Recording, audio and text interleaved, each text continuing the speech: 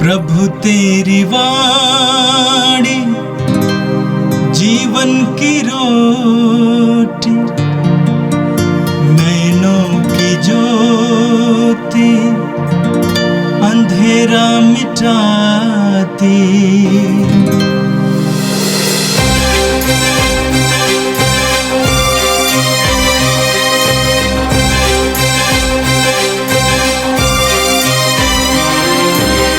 प्रभु तेरी वाणी जीवन की रोटी, नैनों की ज्योति अंधेरा मिटाती।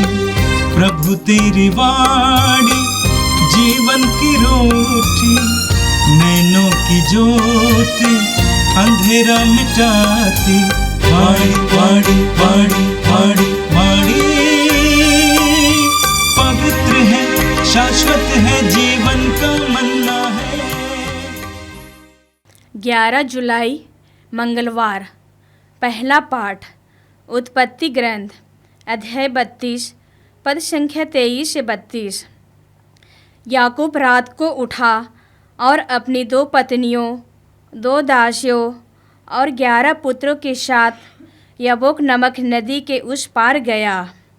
वह उन्हें और अपनी सारी संपत्ति नदी के उस पार ले गया और इस पार अकेला ही रह गया।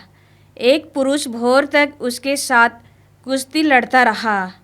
जब उसने देखा कि वह याकूब को पछाड़ नहीं सका, तो उसने उसकी जांघ की नस पर प्रहार किया और लड़ते लड़ते याकूब की जांघ का जड़ उखड़ गया। उसने कहा, मुझे जाने दो, क्योंकि भोर हो गया है। याकूब ने उत्तर दिया, जब तक तुम मुझे आशीर्वाद नहीं दोगे, तब तक मैं तुम्हें नहीं जाने दूंगा। उसने पूछा, तुम्हारा नाम क्या है? उसने उत्तर दिया, मेरा नाम याकूब है। इस पर उसने कहा, अब से तुम याकूब नहीं बल्कि इस्राएल कहलाओगे, क्योंकि तुम ईश्वर और मनुष्य के साथ लड़कर विजय हो गए। तब याकूब ने पूछा, मुझे अपना नाम बता दो। उसने उत्तर दिया, तुम मेरा नाम क्यों जानना चाहते हो? और उसने वहाँ याकूब को आशीर्वाद दिया। याकूब ने उस स्थान का नाम पनूएल रखा, क्योंकि उसने यह कहा, ईश्वर को आमने सामने देखने पर भी मैं जीवित रह गया। जब उसने पनूएल पार किया तो सूर्य उग रहा था। उस समय से जांघ का जोड़ उखड़ जाने के कारण वह लंगड़ाता रहा। इस कारण इस्राएली आज तक जंग की नस नहीं खाते, क्योंकि उस मनुष्य ने याकूब की उस नस पर प्रहार किया था। यह प्रभु की वाणी है। संत मत्ती के अनुसार प्रभु यीशु का पवित्र सुसमाचार, अध्याय 9 पद संख्याएं 32 से 38 तक। वे बाहर निकल ही रहे थे कि कुछ लोग एक गूंगे अपदूतग्रस्त मनुष्य को यीशु के पास ले आए। यीशु ने अपदूत को निकाला और वो गूंगा बोलने लगा। लोग अचंभे में पड़कर बोल उठे, इस्राएल में ऐसा चमत्कार कभी नहीं देखा गया है। परंतु फरीसी कहते थे, यह नरक दूतों के नायक की सहायता से अपदूतों को निकालता है। यीशु सभागृहों में शिक्षा देते, राज के सुसमाचार का प्रचार करते, हर तरह की बीमारी और दुर्बलता दूर करते हुए सब नगरों और गांवों में घूमते थे। लोगों को देखकर यीशु को उन पर तरस आया, क्योंकि वे बिना चरवाहे की भेड़ों की तरह थके मांदे पड़े हुए थे। उन्होंने अपने शिष्यों से कहा, फसल तो बहुत हैं, परंतु मजदूर थोड़े हैं। इसलिए फसल के स्वामी से विनती करो कि वो अपनी फसल काटने के लिए मजदूरों को भेजे। यह प्रभु का पवित्र सुसमाचार है। क्रिस प्रभु की जय। यीशु में मेरे प्रिय भाइयों बहनों, 20 साल अपने मामा, जो बाद में उनके ससुर बनते हैं, लाबान के घर में रहने के बाद, वहाँ एक प्रकार की गुलामी करने के बाद याकूब लाबान का घर छोड़ देता है और उसके साथ 2 पत्नी और उनके बच्चे और बहुत सारे मवेशी और नौकर, इन सब के साथ वो प्रस्थान करता है अपने घर की ओर। उसे डर है कि कहीं उसका ससुर उसका पीछा ना करे, उसे पकड़ कर वापस ना ले जाए। और उसे एक दूसरा भी डर है कि उसका भाई एसाऊ उसका स्वागत करेगा या उसे मार डालेगा या नहीं। तो इन दोनों डर के बीच में वो आगे बढ़ता है और वो अपने भाई के दिल को जीतने के लिए बहुत सारे उपहार पहले से ही भेज देता है। और उसका भाई एसाऊ अपने साथ 400 लोगों को लेकर उसे मिलने आता है। इन 2 शक्तियों के बीच में याकूब फंसा हुआ है और उसे डर है। इसीलिए उस रात को याकूब अकेले रह जाता है और उसने अपने सारे बच्चों को, लोगों को अपने आगे भेज देता है और नदी के इस पार रहकर वो ईश्वर से प्रार्थना करता है। और वो जानता है कि केवल ईश्वर ही उसे बचा सकता है। वो ईश्वर को उसकी प्रतिज्ञा याद दिलाता है कि ईश्वर ने प्रतिज्ञा की थी कि वो उसका साथ देगा और उसे ज़मीन जायदाद दी जाएगी और ज़मीन की मिट्टी के कणों की तरह उनके आगामी वंशज होंगे, बहुत सारे उनके वारिस होंगे। जो ग्रंथकर्ता उसे कुश्ती का नाम देता है कि याकूब के सामने कोई अपरिचित व्यक्ति आता है, दोनों के बीच में कुश्ती होती है और उसमें यह भी बताया जाता कि याकूब के जांघ की नस पर प्रहार किया जाता है, उसका जांघ उखड़ जाता है। बाइबल के पंडितों का कहना है कि ये किसी अन्य धर्म के कहानी को उधार में लिया गया है, उसमें मिला दिया गया। जो भी हो, उसका कोई महत्व यहाँ नहीं है। उस कुश्ती के दौरान ईश्वर ने याकूब का नाम बदल दिया। उसका पहला नाम था याकूब यानी एड़ी, चूँकि उसने अपने बड़े भाई की एड़ी को, अपने माँ के पेट में दोनों थे, माँ के पेट से निकल रहे भाई के एड़ी को उसने पकड़ लिया था। और बाद में उस एड़ी या याकूब नाम का अर्थ हुआ छल कपट करने वाला। तो ईश्वर नया नाम उसे देता है, इस्राएल, यानी ईश्वर से संघर्ष करने वाला व्यक्ति। याकूब का जीवन संघर्ष का जीवन था, ईश्वर के साथ संघर्ष। और साथ ही साथ ये नाम सारे इस्राएलियों का नाम बन जाता है। याकूब के आगामी वंशज इस्राएली कहे जाते हैं और उनका देश इस्राएल कहा जाता है। जीवन संघर्ष का, इस्राएलियों का जीवन भी संघर्ष का जीवन रहा, ईश्वर के साथ संघर्ष। ईश्वर दयालु, सहानुभूति रखने वाले ईश्वर, लेकिन ये बार बार उनसे अलग हो जाते हैं, दूर चले जाते हैं। याकूब ने उस स्थान को पनुएल नाम दिया जहाँ पर ईश्वर के प्रतिनिधि के साथ उसकी लड़ाई हुई थी, उसकी कुश्ती हुई थी। पनुएल शब्द का अर्थ है ईश्वर का मुख। याकूब ने ईश्वर के चेहरे को देखा, ईश्वर के दर्शन को पाया, इसीलिए वो उस जगह को पनुएल नाम देता है। ईश्वर के चेहरे को देखना संभव नहीं था, लेकिन याकूब ने देखा, इसीलिए उस जगह को याकूब बहुत मानते हैं, उसे नामांकन करते हैं। ईश्वर के साथ इस तरह की बातचीत और कुश्ती और संघर्ष का यह परिणाम था कि ईश्वर ने उसे आशीर्वाद दिया और वो चले गए। मेरे प्रिय भाइयों बहनों, इस्राएल यानी याकूब जो ईश्वर से संघर्ष करता है और उसे ये नया नाम मिलता है, हम सब के लिए ये सीख है कि हम सब ईश्वर के साथ संघर्ष के लिए बुलाए गए हैं, दुनिया के साथ संघर्ष के लिए बुलाए गए। संघर्ष के बीच में ही हमें पेनुएल का वो उपहार मिलता है।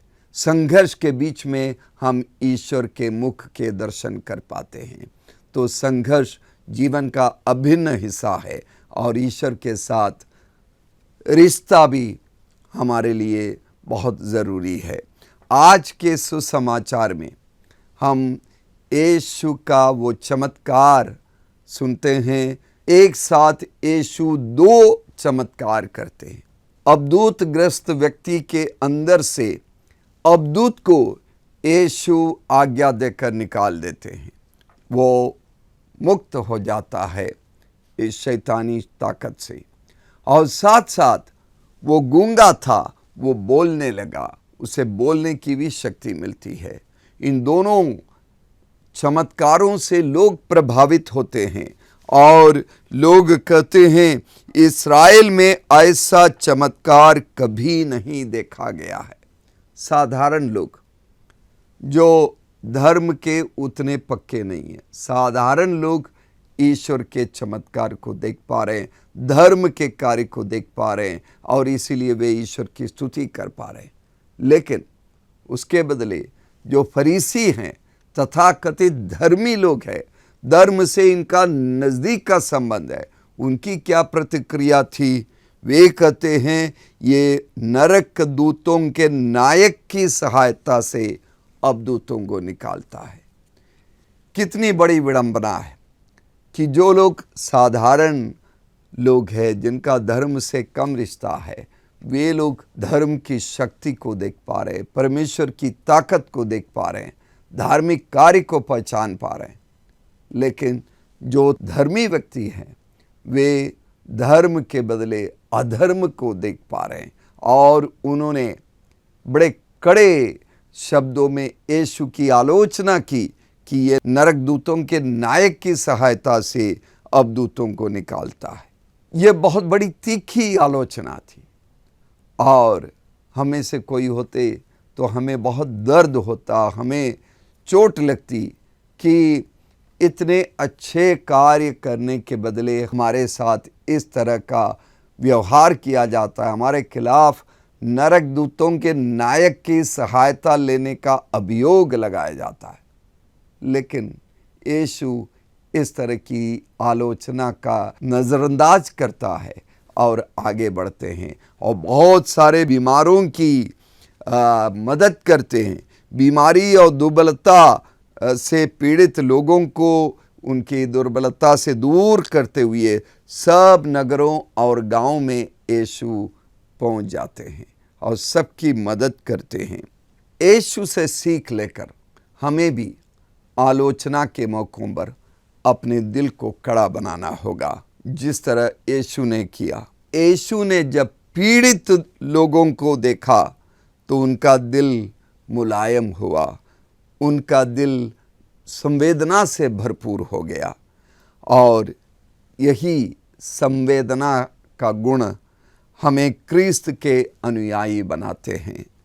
इसी संवेदना का परिणाम है कि यीशु तुरंत सोचने लगते हैं कि इन लोगों के लिए क्या करना चाहिए और उसी समय यीशु एक बात कहते हैं कि उन पीड़ित लोगों के लिए उनको तुरंत ख्याल आया कि उन्हें बहुत अधिक लोगों की मदद की ज़रूरत है, मज़दूरों की ज़रूरत है जो इन पीड़ितों के आंसू पोंछ देंगे और उन्हें मज़दूर चाहिए जो इन सब की मदद करेंगे।